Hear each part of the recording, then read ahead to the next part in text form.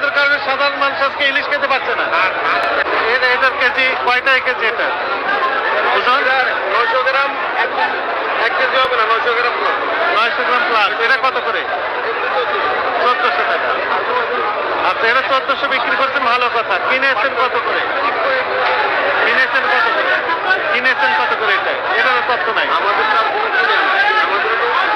কিনে না, এত দাম দিয়ে বিক্রি করছেন কেন? আপনি তো কিনাই না, এত দামে বিক্রি করেন কেন? ওদের কিনে বেশি, ওদের কত কিনে কি দেখান। এটা তো সালাম কর আমরা দেয় না, এগুলো অ্যাকসেপ্টেবল হবে না। সারা বাজার এগুলো acceptable না।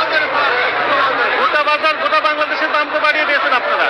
আমরা বাড়াবো দেয় না। সারা বাড়িয়ে দিয়েছে। আমরা বাড়াবো, আপনি কয়ের ক্যাশ পাবেন না, কি দামে কিনে? যারা কিনে নেয় হেরা বাড়াইতে পারে, আমরা বাড়াবো কেন? আমরা তো হ্যাঁ, ওরাই তো আপনি তো তার সহযোগী। আপনি বিক্রয় করে দিচ্ছেন তার সহযোগী। আবার শোনা কেন? আমি 10 টাকা বেশি বিক্রি করলে কমিশন বেশি পাবো। এখানে ডেলিভারি আমার এটি কমিশনের ব্যবসা। তাহলে আপনার কাছে ক্যাশ মেমো থাকবে না? বিক্রি করলে আমি কমিশন কম পাবো, আমি বেশি বিক্রি করলে কমিশন বেশি পাবো, এটাই হলো আমার বেনিফিট। ক্রয়ের মূল্য ছাড়া আপনি বিক্রয় মূল্য কিভাবে নির্ধারণ করবেন? ক্রয় মূল্য মনে করেন যদি একটা কথার কথা এটা 500 টাকা হয়, আপনি একটা পরিবহন কষ্ট আছে, কিছু কস্টিং আছে, আর কিছু লাভ করে আপনি বিক্রি করবেন।